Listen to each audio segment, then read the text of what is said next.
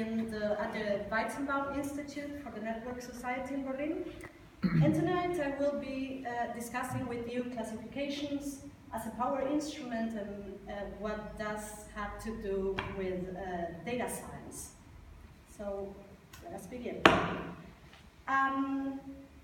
So what I do is I research on symbolic power and machine learning, and specifically I look into the question how training data is created and what is the fundamental part classifications play in this process. How I work, how I do it is I work ethnographically, meaning I go to companies, I conduct interviews, and overall I observe how data workers interact, curate, and even manipulate data.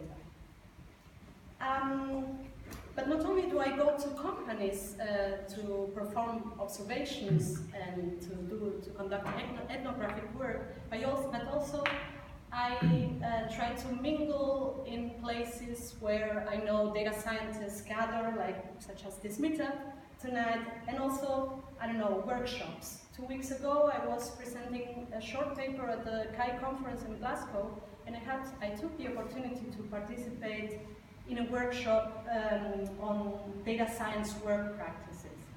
And I was really excited to see, we had this kind of exercise where data scientists were supposed to write down on post-its what kind of elements and what are the steps while working with data. And I was really excited to see a lot of data scientists and data workers writing down things like subjectivity, interpretation, human discretion, assumptions. And also statements or ideas like making sense of data, sampling the right data, or understanding data. So that vision and those post-its actually take us further apart from this widespread idea of data science as being an exact science, and ground truth as an unquestionable fact. Or the way researchers Dana Boyd and Kate Crawford put it when they talk about the mythology of big data or the mythology of data centrism, and I quote, they say it's the widespread belief that large data sets offer a higher form of intelligence and knowledge that can generate insights that were previously impossible with an aura of truth, objectivity, and accuracy. So the reason why I was so excited to see those post-its there is that my research, that at the core of my research are human interventions and how they work and modify and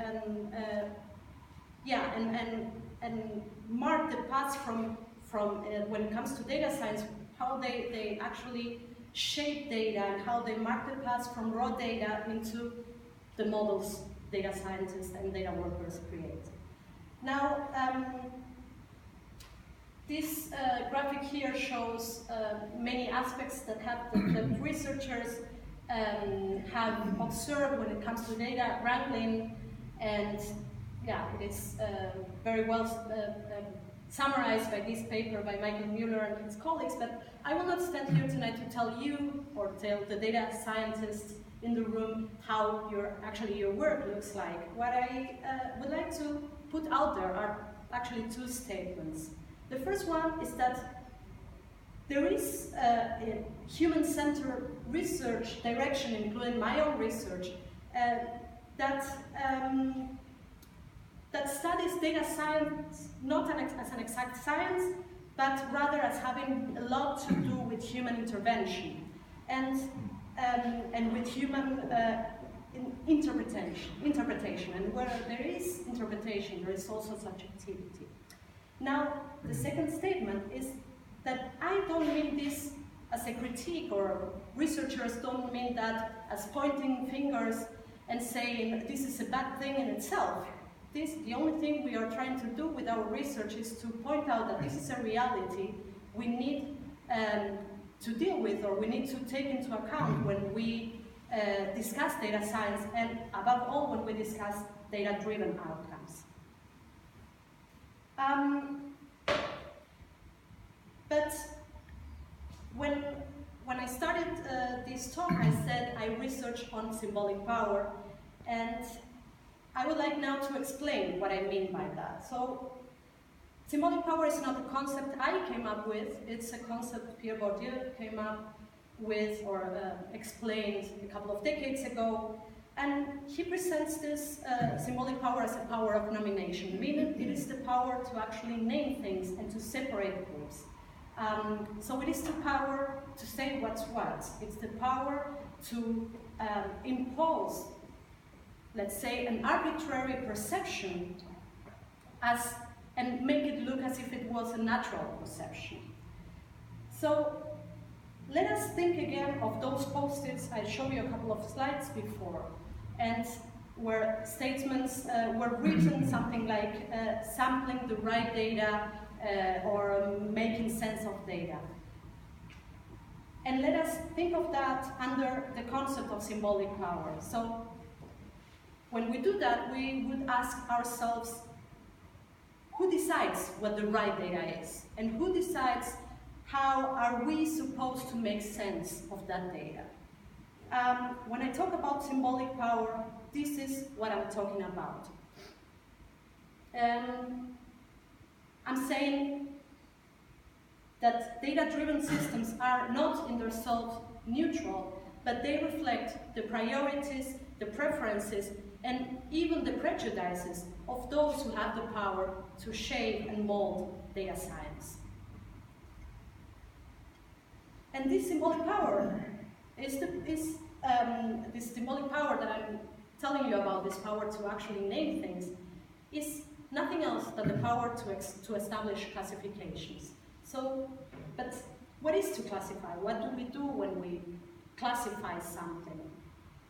What we do is we take chaotic, diverse realities, we simplify them and adapt them so they can fit. So we can fit them in a box. We can put them in a box, and we are able to put a label on that. So we take something as complex as an emotion, as a human emotion, something as complex as a facial expression, and we reduce that to a one-word label.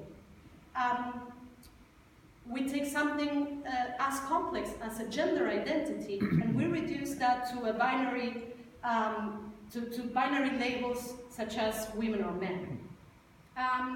And don't get me wrong, this is nothing that is inherent to data science. This is something that is human perception. We as humans are actually all the time perceiving reality and simplifying it by classifying it. Language is nothing else than that. You know, the ability to actually perceive something, put a label on it, and say the word that is correspondent to that perception. What is important to say is that those choices regarding what belongs in which box and what belongs in which drawer and how to name those are always value-based judgments, even if they appear to us as being natural perceptions, and they imply the possession of symbolic power. When I thought of the title or the name for this presentation, classifications as power technologies, what I meant by that is that there are no apolitical classifications. Classifications are in themselves political. They imply the possession of power. They are the place for ethical and for political work, because by classifying, we also are generalizing, and when we generalize something, we are leaving the exceptions out. Now, I know these are very theoretically complicated and complex concepts, so I would like to take a look at those concepts under the scope of data products. How does this theory, how do these concepts look like in the real or in the digital world, and how do they affect the systems we create? Now, I would like to, for those of you who don't know her, I would like to introduce you to the project gender shades done by MIT researcher Joy Bulanguini, who evaluates the accuracy of AI-powered gender classification products. I will show you a short video where she herself actually explains what her research is about, and I'm sure she can do this better. Hi, my name is Joy Bulanguini. I'm the founder of the Algorithmic Justice League, and I'm also a poet of code. I use art and research to highlight the social implications of artificial intelligence. Some of my recent work has been looking at the error rates from top tech companies on some of their facial analysis technology.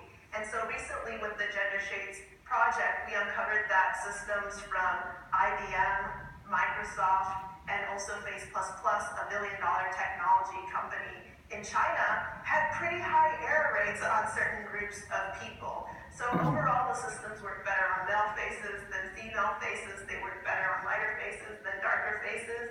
And the largest gap was between lighter males and darker females. So lighter males didn't have error rates that exceeded 1%, whereas for darker females, you had error rates as high as 35%. Being that I am a darker female, I wanted to look into this a bit more, not just from performance metrics, but thinking about what it meant to me to see women that I identify with being misclassified. And so that was the inspiration for writing Aim to I. So what she just said, right? She found out that these three products are less accurate in classifying gender, the darker the skin of the person, and that they perform the worst on women of color with a narrow gap of up to 34.4%. Now in the past we have had the case of Google identifying darker faces with chimpanzees and gorillas. I'm sure you've heard about it. We have had Amazon's facial recognition system matching a number of dark-skinned members of the US Congress with mugshot. And we have heard claims from Chinese iPhone users that the iPhone X facial recognition systems cannot tell them apart. Now, given the history of racism and discrimination of the world we live in, it is not hard to imagine how these errors or these problems, these outcomes, may enhance exclusionary experiences and even cause outrage. But the most important thing about those outcomes is that they represent a safety hazard for those people and for those groups. Because this facial recognition technology is being sold by the day to security forces, to be used in predictive policing, to be used in airport security. So you can imagine how dangerous that is to be using technology that has not been audited for bias in products that actually are able or should be able to predict whether a person is likely to commit a crime. Or as shown by a study by Georgia Tech, that pedestrians with darker skin are at risk of not being picked up by the AI recognition systems of self-driving cars.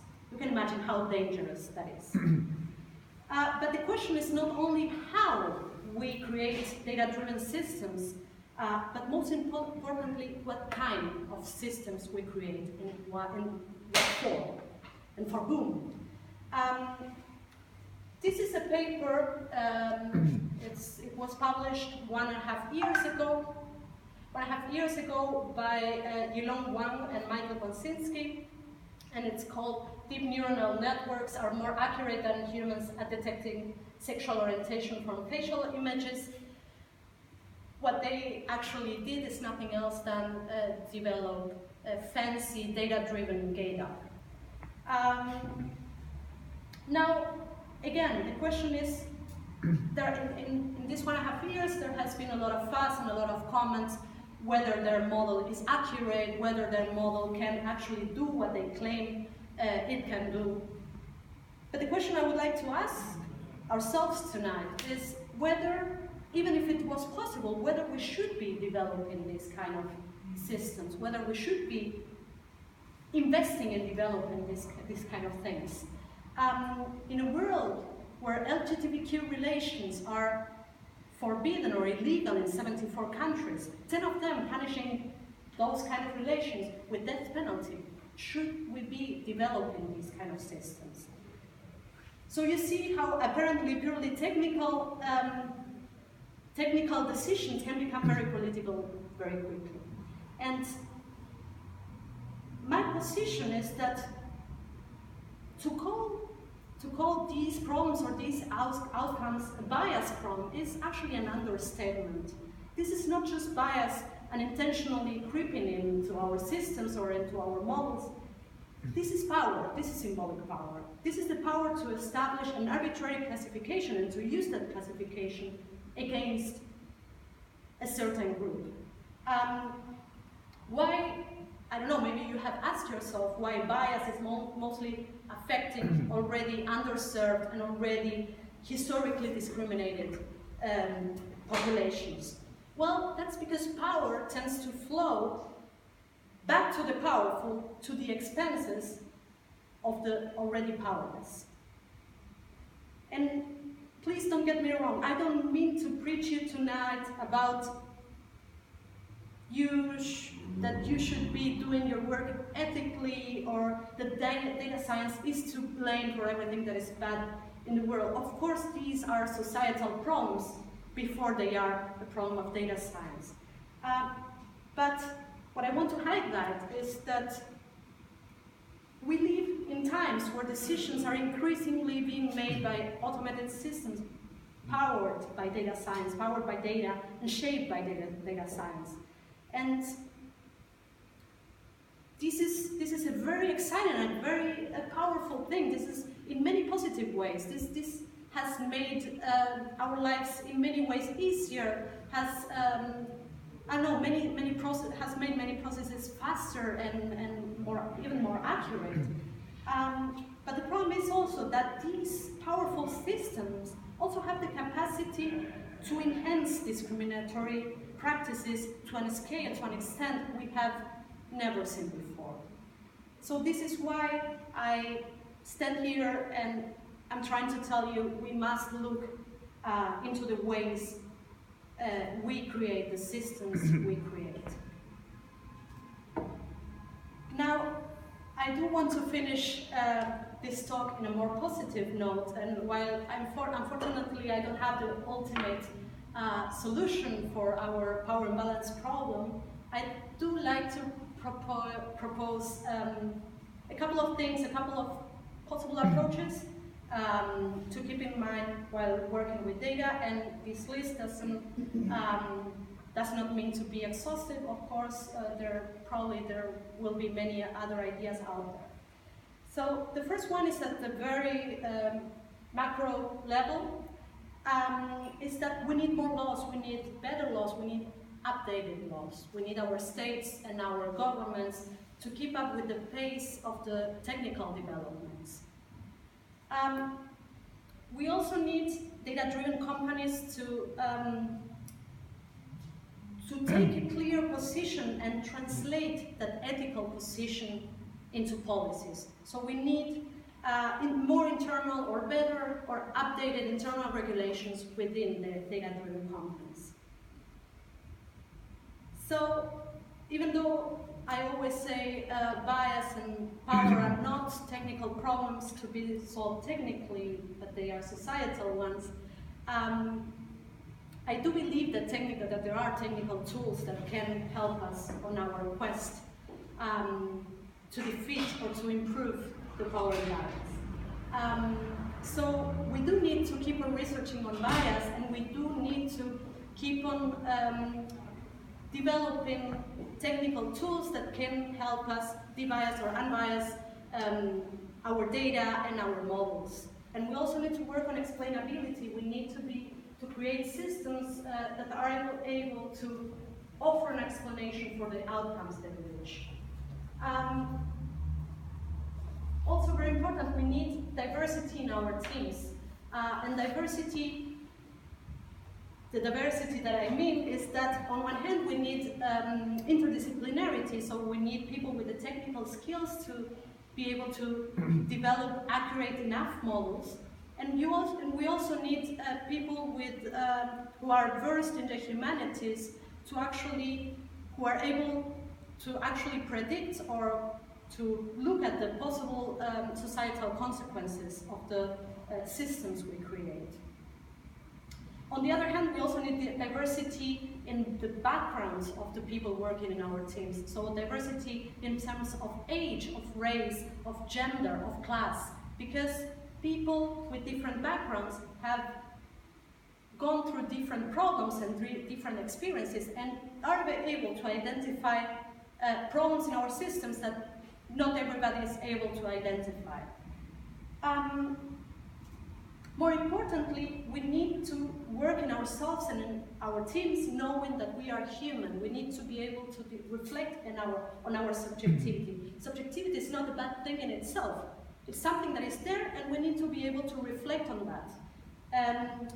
And one example of that would be to be more transparent, to take a more transparent approach in reporting data transformations in data science, emphasizing the way, the transit away from raw data. So what happens after the raw data is captured. And above all, I believe that we as people working with data, we need to start asking ourselves which interests are being served by our work and above all by the systems we create.